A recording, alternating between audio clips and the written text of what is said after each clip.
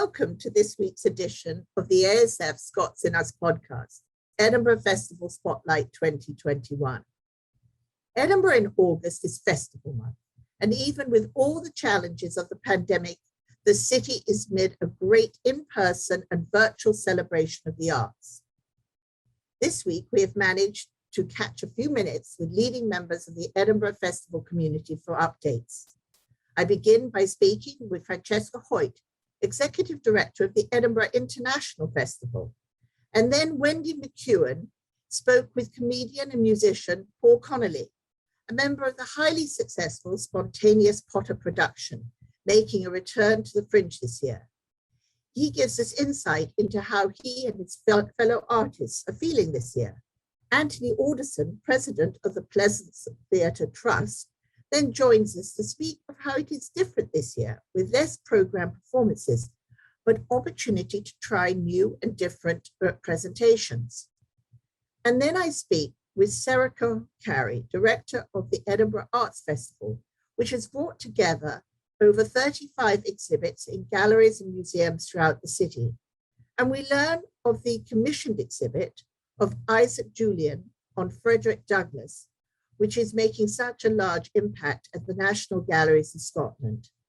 And finally, we share with you a performance from Shamanic of music and art fused together, which the Pleasance Theatre is putting on. And now, join me in conversation with Francesca Hoyt, Executive Director of the Edinburgh International Festival. Francesca, good morning, and so lovely to grab you for a few minutes. With the festival underway, we just wanted a chance to catch up with you and hear from you about how everything's coming along and any exciting news updates. Thank you. Well, it's lovely to talk to you. It's believe it or not, it's a sunny afternoon here in Edinburgh, so you've timed it pretty well. And I don't know if you can hear the bagpipes in the background, but it's, you know, it's definitely festival time now. So it's going really well. We had our opening weekend just gone, so we had our opening concert and some of our first nights, and they've all gone really, really well. And so I guess the first thing that's different this year is our outdoor venues. So we've moved the majority of our programme outdoors this year into three specially constructed outdoor pavilions. And I think when we talked about it previously, I think people perhaps had in mind the idea of a marquee or something, but they are really enormous. And if you go onto the EIF website, you can see some of them. And one of the loveliest things has been to see people walking through into the site and seeing them and kind of thinking, wow, look at them, they're kind of cathedral-like in their enormity. So that's been lovely to see, and just seeing people coming back to live performance, really, because it's the first time for many of our audiences that they've actually been in a live performance arena for 18 months or so. So it's just fantastic to see people back. Francesca, when we were talking to the Pleasance last time, they were saying that their programming is a fraction of what they would normally do with the Fringe. Is your programming cut back a lot this year? It's come back a little. It's probably about 2/3 the size of what we would do in a normal year. So we've got something like, I don't know, 170 different performances happening. The thing that's particularly different is our audience capacities are much, much smaller. So we probably only have about a quarter of the audience size that we would have normally, because we're still adhering to social distancing here. So our venues are capacious, but our audience is beautifully spaced out. I think that these new venues and this outdoor pavilions that you've created sound as if they might be something you stay with in years to come. I love this. I love the outdoor element. Well, I mean, there's lots of very good things about them, and I think, and interestingly, we're seeing perhaps a slightly different demographic come to our outdoor venues, possibly slightly younger, which is really interesting. But we've got lots of kind of learning to do about it, and obviously one of the things is the weather in Edinburgh isn't always as beautifully sunny as it is this afternoon, and so yesterday I was sitting in one of the outdoor venues with the rain splattering around me, dry because we're undercover, but nonetheless. So we'll have a look at it and we'll have a think about it. I think we are also just desperate to get back into our normal venues in the city, because it's been a little while since we've been able to use them fully, although we're in some of them this year. So we'll see how the outdoor venues work, but no promises yet. Wool blankets, the good Scottish wool blanket will do wonders for any chill. A bit of tartan never did anyone any harm. So it's all going along wonderfully, and it's exciting, and everybody and the artists are back, which is great. And can you tell us of any events that we can watch that are being streamed or made available a few days afterwards that we can catch up with? Yeah, we have a whole range of performances that we are capturing so that you can see them online. So if you go onto the website and click on at home, you'll be able to see the whole range of what we've got. So some of them you'll be able to see live or almost live, and then some of them we're phasing over a number of weeks and months. So when it's in the sort of dark winter months, you can pop onto the website and see some of the performances that perhaps if you didn't get a chance to come to Edinburgh this year that you missed, you can see them online there. So some of them are going through to spring next year. So there's a whole program, a whole digital program that you can dip into over the coming months. And it's not as if one play or production rather will be running for the whole 4 weeks. They may be for 2 weeks of the festival, and so there's quite a large array of different performances going on. That's right. There's a whole range of them, and they're also free to view online, I should say. So it's well worth just going onto the website and having a look. This is lovely. Well, thank you so much for carving out a few minutes. I've heard the bagpipes in the background. I feel closer to Edinburgh than ever. And I hope that we can catch up in the coming months and hear more, because it really is a year-round effort. And we look forward to being with you in person next year. Well, that would be great, because next year is, as you know, our 75th anniversary. So it's a big year for us. And also, I can't tell you what we're programming, obviously, but all I'll say is that there's quite a significant American presence in the programme. So I think it's probably worth us checking back in a few months. No, absolutely. So look forward to catching up soon, and have a wonderful rest of the festival. We're so thank you very much for all you're doing for us. No problem. Take care. Bye-bye. Bye. And now Wendy McEwen in conversation with comedian and artist Paul Connolly, a member of the highly successful production Spontaneous Potter. They're making a return to the Fringe this year, and she catches up with him to find out a little bit more about how the artists are finding the Fringe this year.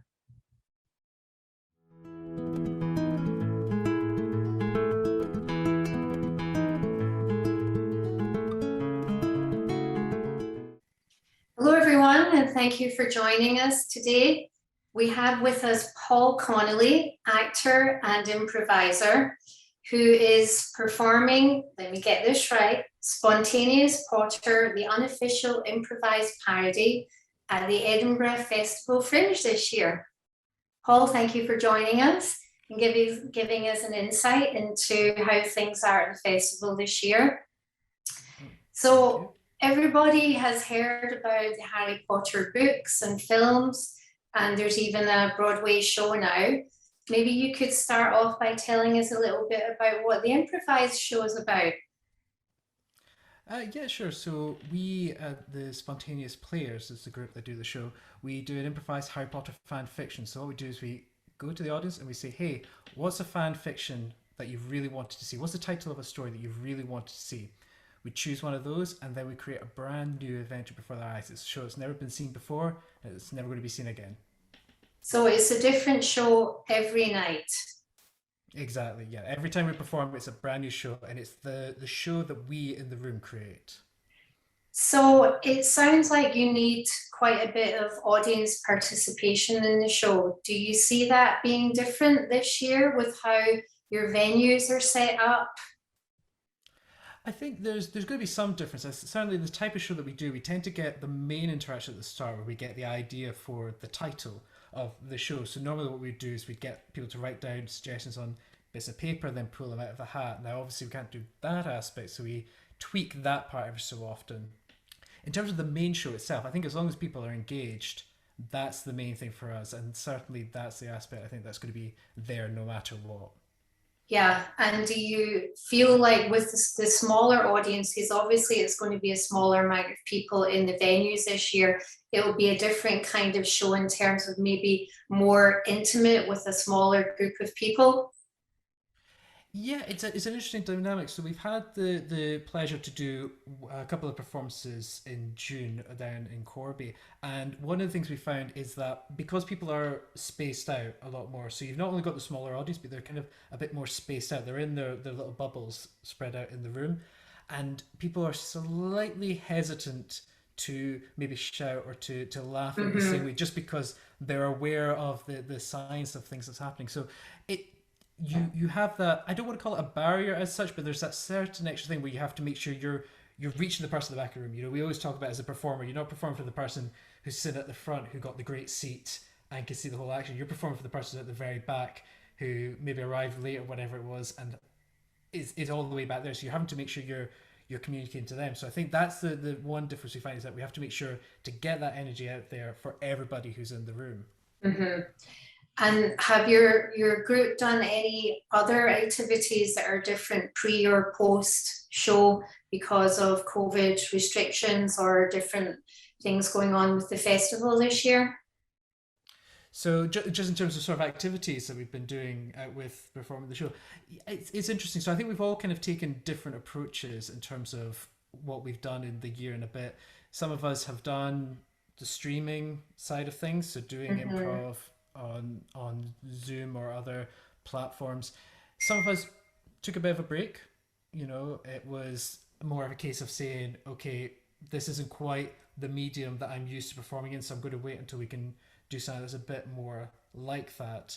I've kind of ended up slightly in that camp. So my thing has been more just connected with other performers and freelancers out with improv, which has been very useful as well, to make those wider connections. And what's in store what are you most excited about for the coming months now that lockdown has been lifted in Scotland, and what's in store for comedy lovers in Scotland? So I think the main thing that everybody who's involved with performance, it doesn't matter if you're doing improv or if you're doing theatre, acting, dance, comedy, whatever it might be, this is our craft. This is the reason we do this, is because this is what we feel we're on earth to do, right? This is our thing that brings us joy and brings us pleasure. So just being able to get back to actually doing that is going to be the big thing. Getting back in the room with audiences, feeling that connection again. I mean, how many of us have felt disconnected from loved ones, from work colleagues, from society as a whole? That's going to be one of the big things, in terms of getting back in the room with other people, feeling that energy in the room and having that kind of dialogue almost just with people. You know, it's one of those things that's hard to actually quantify. You can't objectively say this is what it means to be in a room with people. This is the exact emotions you're going to feel through, but you feel that difference. And so just getting back there, getting around, seeing people, having the chance to bring joy to people. So certainly one of the pleasures doing comedy is for the hour or the 2 hours that you're with us. And first of all, you're giving over your time. You know, you're giving us your money, which is wonderful as well. And obviously it's a difficult thing in these times as well, but you're also giving your time. And I think that's one thing we've learned over the last year. Time is precious. So the fact that you give us your time, that means a whole lot to us. We want to provide you the most joy you can have in that time, however long you're with us, just for forget about what's happening outside. Maybe things aren't great for whatever reason, or maybe even you're going through an okay time, but just to have that time where we can just be, let's have fun together.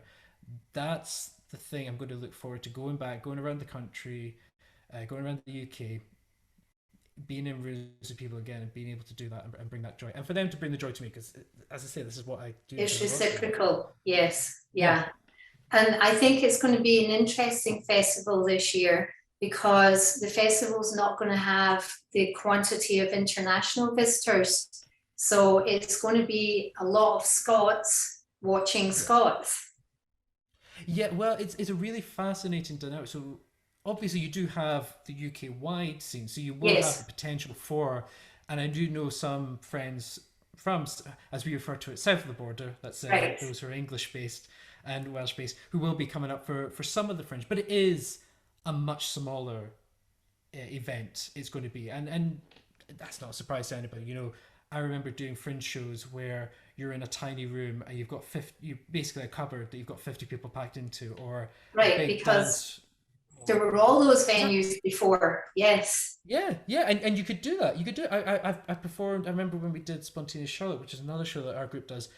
We were in a big dance club, and it was like 350 people. I mean, they're sitting up on the fire escapes and all this kind of stuff, just being all crammed in.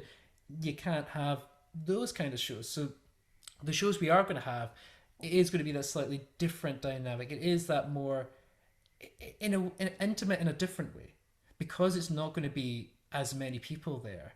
There's something that becomes a little bit more precious in those moments, because we know we're not going to be able to be with everybody we'd want to be with in these rooms. We want to have those international people. We want to have those international acts.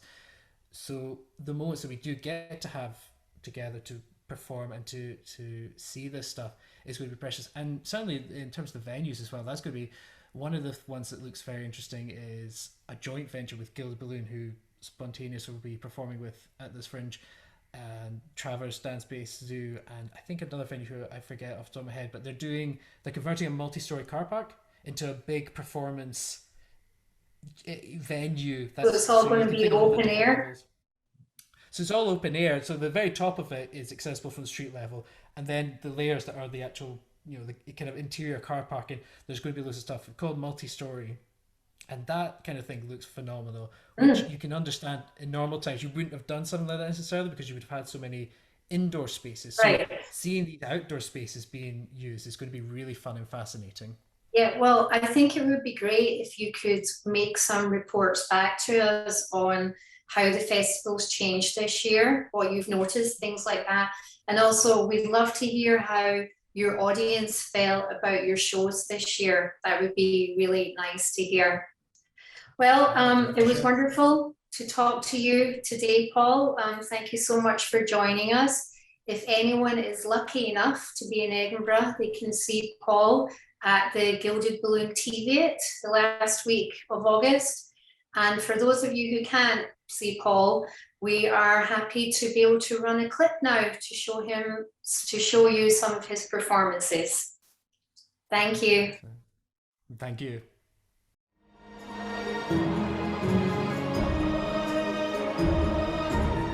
You understand that anytime anything bad happens, however, it's because you've not been loyal enough. I love you like a son.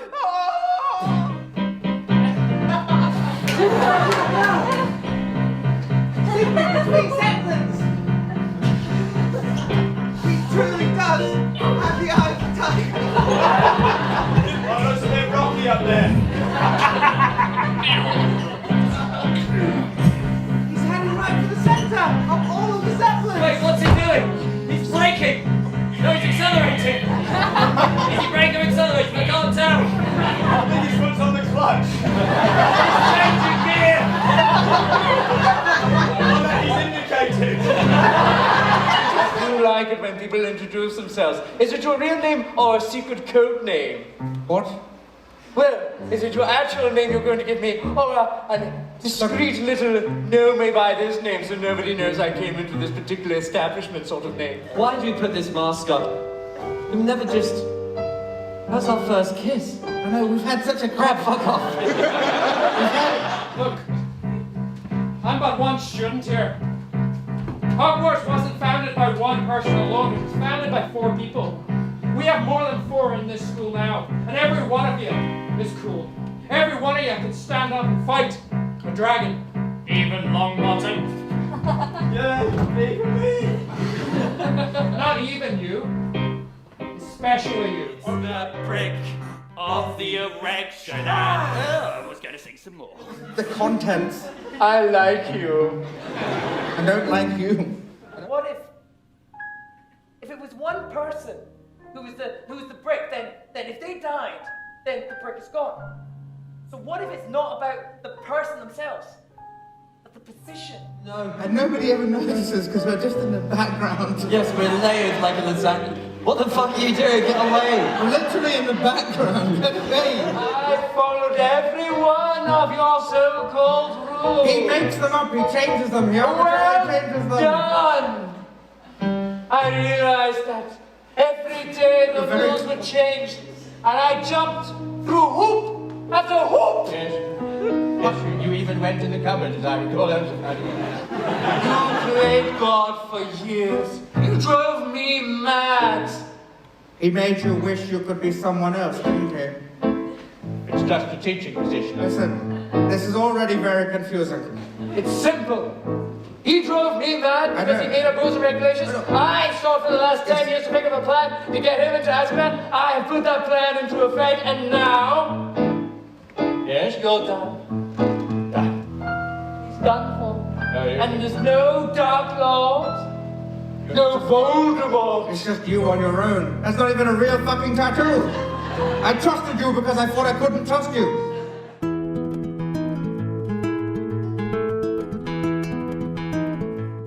And now we catch up with one of the leading figures of the Fringe for the past 30 years, Anthony Alderson. He is president of the Pleasance Theatre Trust and also past vice chairman of the Fringe. He spoke with us a few weeks ago as they prepared for the Fringe, and now we find out how everything is going.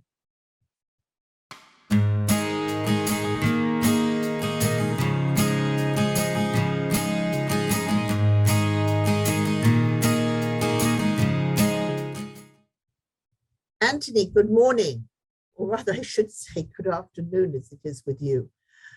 It's wonderful you've made the time to join us today, given that the festival is already underway. Would you like to start off just by telling us how the first few days of the festival have gone? They've been wonderful, but weird. I mean, weirdly small but beautifully formed. I mean, we would normally be opening 33 venues and we'd do a massive great press launch on the Saturday, but this year we're only opening 5 venues. And in fact, on our first day, we only presented 3 shows instead of 270 shows. So as you can imagine, it does feel a little strange. However, walking in through the gates of the Pleasance, it looks and feels the same. The audience look and feel the same. The shows look and feel the same. And it's got the same rather wonderful atmosphere. But isn't it rather like when we did our this very small show at Brad Park, it felt like coming out of a cocoon. Oh, it's I cannot tell you how wonderful it is to see the first person come walking through the gate. And I mean, the festival, it does it every year. You get the thing ready, and at 10 o'clock on day 1, this trickle of people starts coming through the gate, and they come for 27 days. And on the last day, they trickle out again, and that's it. Well, this is no different. And the spirit, the important thing for me is that we've raised the flag and the spirit is there. The Pleasance is here in Edinburgh and people won't forget about us. No, and I think that via this power of Zoom and the way we're now connecting, we're able to hear from you around the world. We're able to carry our news items to our community in a way we never were before. And I hope that this is going to help mean we get even greater amounts of people arriving in Edinburgh next year. But I don't think we're going to go away and stop using this new way of letting people know what's going on and being a part of it if they can't be there. And I think that's I completely agree with you. I mean, I think that human beings, we seem to adopt new behaviors so quickly, and it's rather exciting that we can do that. And now, to be able to have this call, over the distances we are, is really exciting. And you're absolutely right. This now means that meetings can happen more quickly. We can have a board which is truly international, that doesn't have to travel halfway around the world to sit in a meeting. We can transport work from one side of the world to the other in a way that we couldn't before. It will never replace live work. It will never replace live work, and nor should it.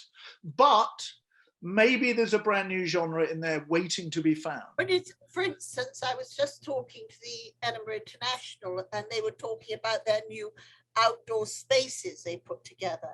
And I think this is rather like the outdoor dining and everything. I think this is a wonderful new aspect. And so I think that this will just grow it in different ways.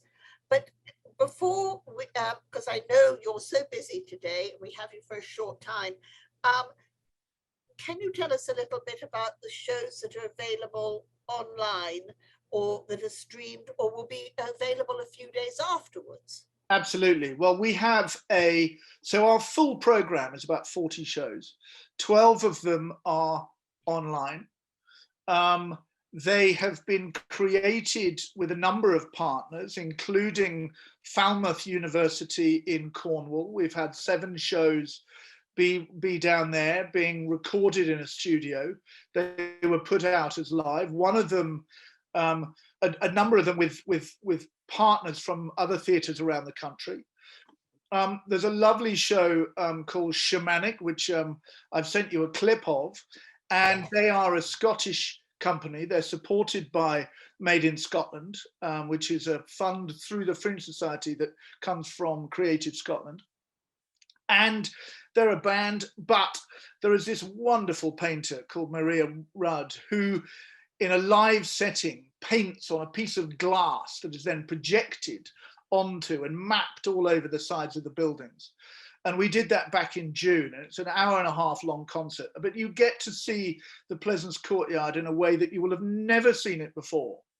And this rather extraordinary concert that also features Rula Lenska, the actress Rula Lenska, who is featured as part of it. It's wonderfully, it's just totally out there. It's a wonderful, wonderful piece of art. And do you know what? This is the only year we could do it in, because the rest of the year we would be, otherwise we'd be building the venue at that time. We'd never have the time to record it. We'd never get the courtyard empty to itself. So I thought, well, why not? Let's try and create something in a space in the 1 year when we could, it's the only year in which we could do it. And you become a hybrid because, of course, the art festival is going on at this time. So yeah. Merging several disciplines. Music, this is art, this is, and it's online, so it's really glorious. So I hope your audiences get a chance to see it, because it's truly glorious. You're premiering that on the 16th of August. It goes up online on the 16th of August via the Fringe Society. It's called the Fringe Player, which is on the Fringe Society, which is in fact where all of the Pleasance online program will be. And yeah, you can see it from the 16th. The online program, the rest of the online program started at the beginning of the festival. And I don't have the program in front of me, otherwise I'd tell you more about it. But I honestly, there is so much going around in my head at the moment. I can't actually tell you anything else that's in it without reading it. And I've suddenly found I don't have the program next to me. But I'm so delighted that we've been able to connect with you in this way. As you said to us last time, this is a year-round effort, putting it together, and all the collaborations that go on with our own 59th Street Theatre here in New York that comes across each year normally, to all the different rep companies to Cornwall and everything else. So we look forward to catching up with you again shortly. But now we're going to hear from Shamanic, and our wonderful artist, Maria Rudd. Maria Rudd. Thank you very much. Thank you so much, and we'll see you soon. Great, thank you. Yeah.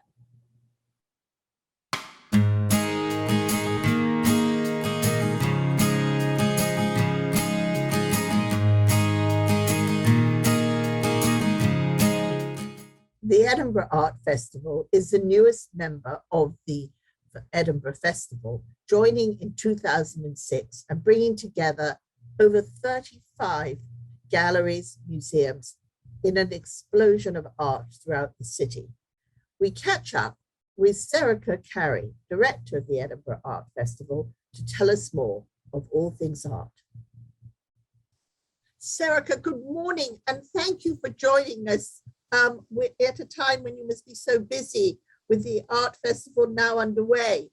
Could we begin by maybe you giving us an update and background to the history of the art festival, which began in 2004? Yes, absolutely. So we're the youngest of Edinburgh's August festivals, and we were founded in 2004 to offer a dedicated platform for visual arts within Edinburgh's summer festival offerings. So Edinburgh's festivals, of course, are famous the world over and very well known for their theatre and live performance that take place here in the city. But in 2004, the leading galleries and contemporary art spaces across the city came together to found a platform to showcase visual arts within that amazing cultural celebration that we have within the city. And Edinburgh, as I'm sure you will know, has an amazing visual art scene all year round. We of course have the Scottish National Gallery and the National Gallery of Modern Art. We have the Queen's Gallery, but we also have wonderful contemporary art spaces like the Fruit Market Gallery, Talbot Rice, and dedicated production spaces such as the Sculpture Workshop, Edinburgh Sculpture Workshop, or Edinburgh Printmakers. So that amazing collection of institutions comes together every year to work collaboratively to share a programme and showcase the work of visual artists. And in this incredibly challenging time that we've been going through, how has it changed how the 2021 art festival is for you? Because for some of them, for some of the production producers, such as the Pleasance, they say that they're doing like a fifth of what they normally would be doing. So it has affected them. But you have, it seems, a huge program underway. Yeah, we have been fortunate, I think, in the visual arts sector. Museums and galleries were able to open for periods last year, and we have established some really robust ways of making sure that audiences can still come to visit us safely. So our program is certainly smaller than it would be in a normal year, but not as significantly smaller as it has been for the Performing Arts Festival. So this year we have a program of about 35 exhibitions. In another year, we would have more like 45 or 50 exhibitions across the program. So slightly smaller program. And I think that perhaps the most important difference that audiences may feel is that the experience, obviously, of visiting museums and galleries has changed. So we've always been a wonderful festival, I think, that kind of wraps around other programs that you could pop into a museum or a gallery and see an exhibition, perhaps in between different theatre productions. This year, we are asking audiences to book in advance, if possible, but if there is capacity and you're dropping in, we will do our very best to welcome you. And of course, we're making sure that we're managing the capacity of audiences quite carefully through the gallery spaces and asking everyone to wear masks and be careful with sanitizing their hands and so on. So, I mean, it's wonderful. It feels so important to be able to be back open, to be sharing art with audiences again, but also to be able to do it in a way that feels safe and builds confidence for our audiences too. So within the art festival each year, you also do have a curated aspect. So the galleries may do their own thing, but then there is this by invitation opportunity for some major exhibits. And this year at the National Galleries of Scotland, Isaac Julian has an exhibit, but it's 10 short films. Is that correct? Could you and speak to that? Yes, it's so firstly, just to contextualize it, you're absolutely right that one of the things that is at the center of the festival every year is a commissioning program, and we're very committed to sharing new work by artists at all stages of their careers at a range of different venues across the city. And we're honored to be working in partnership with the National Galleries of Scotland to present this wonderful UK premiere of Isaac Julian's Lessons of the Hour at the Scottish National Gallery of Modern Art. It's an extraordinary 10-screen film installation. So Isaac, when he was making the work, was very much thinking about this salon style of picture hanging, where you would hang pictures, sort of very densely and at different heights in the 19th century. And when you enter the gallery space at the Scottish National Gallery of Modern Art, you see 10 screens suspended in space. And then this film portrait of Frederick Douglass, who was an extraordinary campaigner against slavery and himself formerly an enslaved man. Isaac Julian has made this very poetic portrait, which is exploring his life and his legacy. And the film is filmed in part here in Edinburgh and in East Lothian, but was also filmed at sites in the United States, and especially at Douglas's last home, which is in Washington, DC. So there's a wonderful kind of collaboration with America, and a very important way in which we here in Edinburgh, I think, are being introduced in some ways to a really important part of the city's history that I think many residents might be less familiar with. Frederick Douglass actually based himself in Edinburgh for 2 years while he was campaigning across the United Kingdom and Ireland for the abolition of slavery in the 1840s. That's wonderful. And I noted that it runs through to October. Is that correct? It does, which is unusual for us. Our festival runs from the 29th of July to the 29th of August, but this is such a major installation and has involved such significant amount of work and partnership with our colleagues at the National Galleries. And we, of course, wanted to make sure that audiences had the opportunity to see the work as long as possible. Is it also available online? Is there any streaming? Is there anything like that, so that for us over here, we have an opportunity to see it in any way? At the moment, it's only visible physically within the gallery space. It's such a special installation because the film it builds this montage across multiple screens, and that's harder, I suppose, to replicate on a computer screen. However, we had a wonderful recorded conversation with the artist Isaac Julian and Celeste Marie Bernier, who's a leading scholar on the life of Frederick Douglass, and she is based here in the University of Edinburgh. And Isaac and Celeste made a wonderful conversation together, which was cited in the assembly rooms, in the very room in which Douglass himself spoke when he was here in Edinburgh. And we have that available to view on our website. And also Isaac is working with the Royal Academy in London to do a special takeover of the Piccadilly screens, the advertising screens in Piccadilly Circus. And there is there an opportunity, I think, for audiences towards the end of August to have a special AI experience of the work on their mobile phone. So we could share a link with you for audiences to be able to access that. Yes, we were. I think it's very important for us to be able to do that. It's got such huge connections to the United States, and it's such an important subject. And so that's wonderful. But also, none of this would happen if we weren't fostering the young artists as well. And you have a fantastic program called Platforms, which I'd love us to be able to know a little bit more about.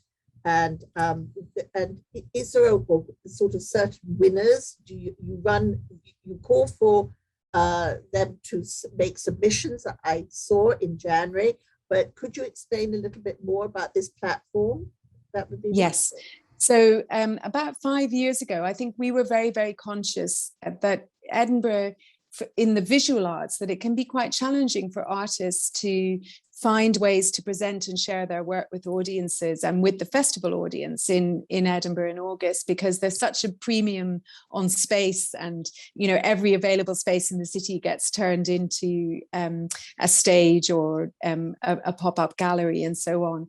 So about 5 years ago, we created a dedicated opportunity for artists who are at the beginning of their careers to be supported financially, but also curatorially, to take part in the festival program.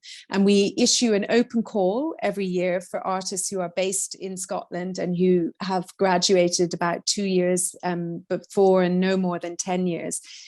And we invite artists and curators to work with us to select 4 young artists who are then supported to make new work, to install that work as part of an exhibition. And we invite a writer to write about their work. And we also give them dedicated access to mentors to support them in the development of their practice. So it's been a developing project, but has been wonderful to see some of the artists who have come through that. And this year is a very, very strong addition, and feels so critical to be creating these opportunities for the next generation. And where are their works on show? So we are working with our partners, the French Institute, who are sited on the Royal Mile, and the platform exhibition, Platform 2021, is on display in the home of the French Institute, which is just on the Royal Mile in Edinburgh, so right at the centre of the festival landscape. Oh, that's wonderful. So I hope we can work with you more closely on that, because our youth bursary program through our founder, Lord Malcolm Douglas Hamilton, is very important to us, and we love being able to help in any way we can emerging artists and talent. So I'd love to chat with you further on that and see how we can collaborate.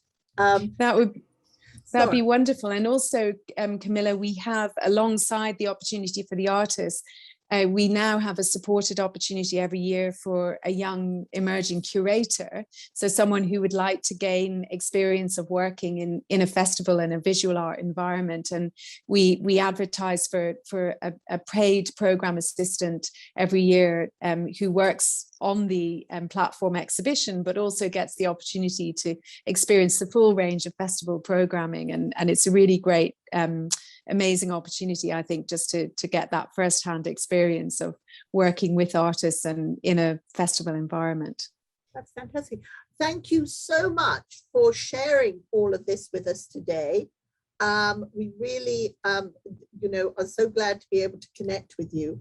And the festival is running for a few more weeks, the art festival, and the galleries, so much going on. The Talbot Rice exhibit is wonderful, with the wonderful pictures of Victoria and Albert and all the different things. There's such a richness of choice.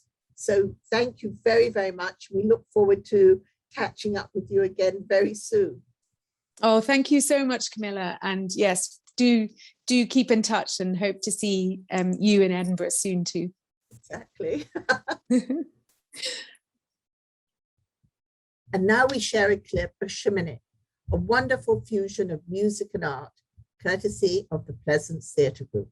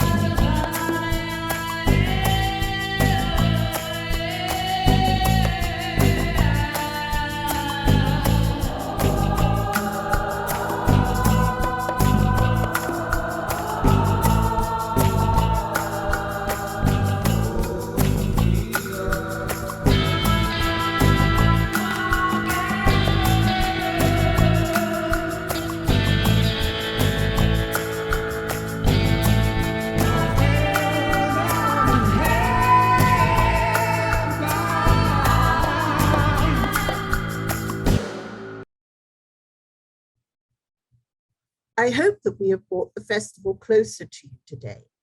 Edinburgh is truly Edinburgh, the festival city, as testament to the city and the community working together to make this happen. The reality for all of us presenting events is though we have come a long way from the total lockdown last year, there are large challenges to all of us who are putting on events. An example is the New Hampshire Highland Games, who have shared with us that they are topped at 4,000 person capacity per day for a 3-day festival that would normally draw over 30,000 people, a huge challenge indeed. Or we hear from the Stirling Highland Games, who once again are doing a virtual Highland Games for us to enjoy, hoping to claw back funding to help them towards their goals of 2022, with their very modest charge to watch of $7. I hope that we all can try to make an effort to join them in meeting their goals. As president of the American Scottish Foundation, I add our thanks to all our friends, members, patrons, and listeners here today, helping us to share our love of Scotland. Thank you for your support. You can visit our website to learn more of our programming and ways to be involved at www.americanscottishfoundation.org. Our podcasts are released the first and third Monday of each month, and our Sounds from Scotland Music Link Up, hosted by Jamie McGeechan, is released live on the third Sunday of the month. Till next time. Waking up at 6 a.m.